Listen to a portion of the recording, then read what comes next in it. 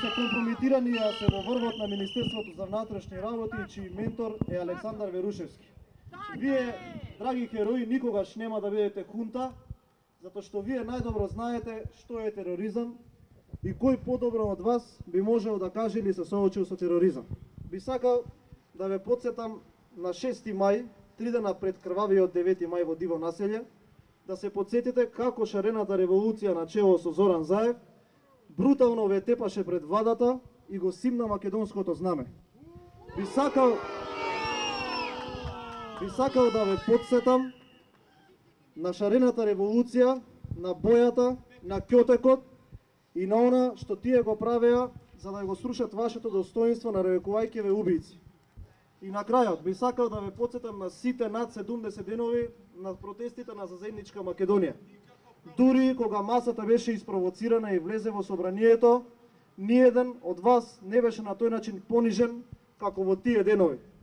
Вие, за членовите на ВМРО ДПМН, секогаш ќе бидете херои и секогаш ќе ве цениме доволно затоа што вие секогаш ќе бидете во првите редови на одбрана на татковината.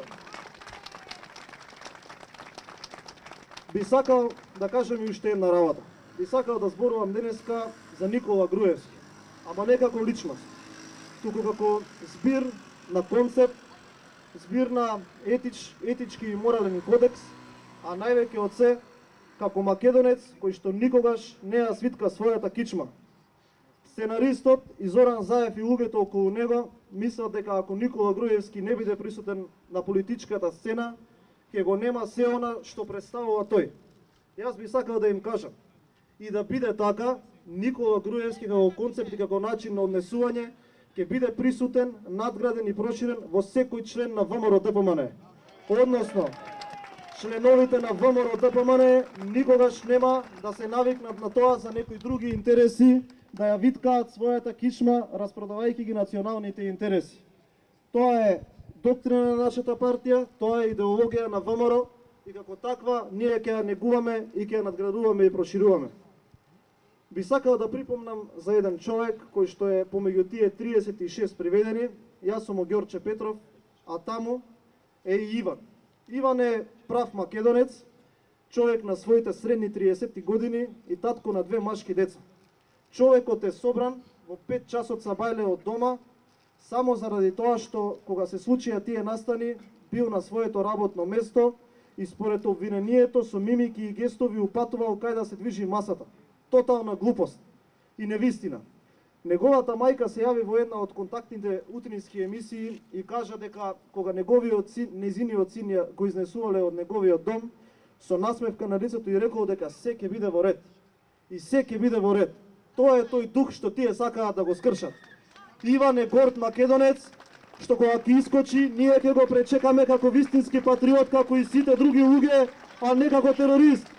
Иван и било кој од луѓето што се затворени не се терористи. И тоа треба да се знае.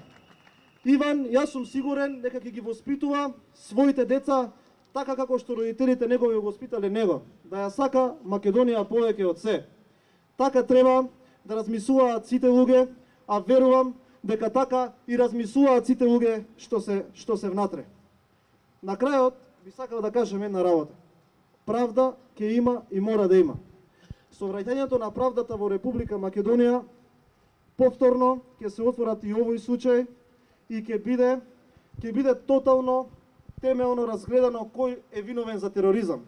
Дали луѓето што се сега внатре заради тоа што ја сакале својата држава, или оние кои што урнисувајќи го уставниот поредок во Република Македонија изгласаа председател на собранието. Па ќе видиме после кој е терорист, а кој е неправдено осуден за Македонија.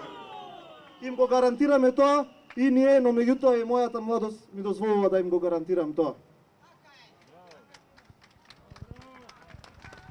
На крајот од моето излагање би сакал да се потсетиме на еден чин што го правеше Богдан Илиевски. Би сакал заедно со мене да го повториме чукањето на срцето како што го правеше тој во 7/8 такт. Ве молам.